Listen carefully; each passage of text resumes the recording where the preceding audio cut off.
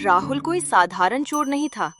उसे गहनों या पैसों का उतना मोह नहीं था जितना कि किताबों का। दूर विदेशों से दुर्लभ और महंगी किताबें मंगवाता था और उन्हें पढ़ने के लिए साल में बस एक बार एक बड़ी चोरी करता था। गांव से कुछ ही दूर पर शहर था।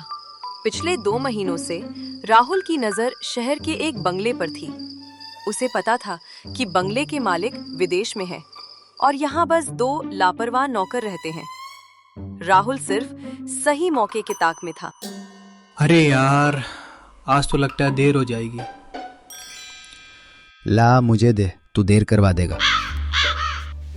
राहुल अपने घर से निकल शहर की तरफ पहुंचा ही था कि देखता है दोनों नौकर ताला लगाकर, चाबी खिड़की की दरार में छिपाकर फिल्म देखने जा रहे हैं। आज तो नई किताबों का कलेक्शन मेरी अलमारी में होगा।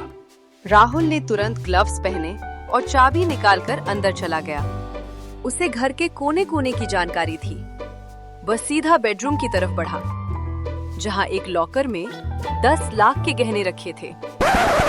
तिजोरी को देखकर सोचता है कि अब उसके सपने पूरे हो जाएंगे। उसने लॉकर को हाथ लगाया ही था कि अचानक मुख्य दरवाजा खुलता है। ये कौन आ गया? राहुल इतना घबरा गया कि जैसे प्राण दरवाजा खुलते ही निकल जाएंगे। अरे आप कौन? वो मैं प्लम्बर हूँ। राहुल को ग्लव्स में देख वो समझ गई कि ये भी उसी बिरादरी का है। डरो मत, मैं इस घर की मालकिन हूँ, पूजा। लेकिन तुम यहाँ क्या कर रहे हो? पूजा भी पड़ोस के गांव में ही रहती थी और वो राहुल से ज्यादा उस घर के बारे में जानती थी। लेकिन राहुल को लगा कि वो फंस गया है। पूजा बहुत शांत थी। दरअसल पूजा खुद 1 नंबर की शातिर चोरनी थी जो उसी बंगले पर हाथ साफ करने आई थी। लेकिन पूजा ने पूरा षड्यंत्र अपने दिमाग में सोच लिया था। अच्छा हुआ तुम मिल गए। मुझे आज रात एक बड़ी पार्टी में जाना है और मैं अपने गहने लेना भूल गई थी। पर देखो ना, मेरे हाथ में थोड़ा दर्द है। मैं लॉकर का भारी दरवाजा नहीं खोल पा रही। जी ठीक है, मैं लॉकर का दरवाजा खोल देता हूँ। सुनो, ये ग्लव्स उतारो।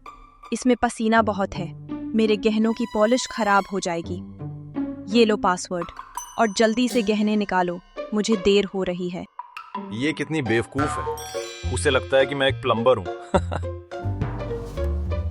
राहुल को लगा मालकिन कितनी बेवकूफ है।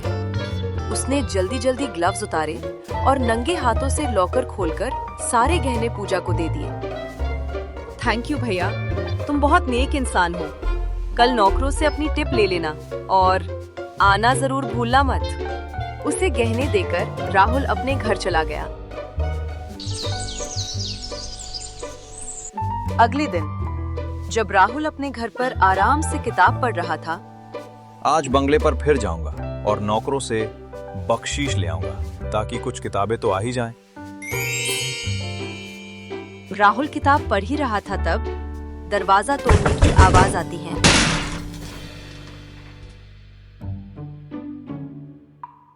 हाथ ऊपर राहुल। तूने कल उस बंगले से 10 लाख के गहने उड़ाए हैं। अरे नहीं साहब, लगता है आपको कोई गलतफहमी हुई है। मैंने तो मालकिन पूजा जी को खुद तिजोरी में से गहने निकाल कर दिए थे। अरे रुक जा, कौन सी मालकिन? मालकिन तो पिछले 5 साल से अमेरिका में है और उनका नाम पूजा नहीं, सुष्मिता है। अब बोल। राहुल का चेहरा सफेद पड़ गया। पुलिस ने उसे लॉकर पर मिले उसके साफ सुथरे फिंगरप्रिंट्स दिखाए। अब उसे समझ आया कि जिसे वो भोली मालकिन समझ रहा था, वो असल में उससे भी बड़ी उस्ताद निकली। किताबें तो बहुत पढ़ी, पर काश उस शातिर चोरनी का चेहरा पढ़ पाता।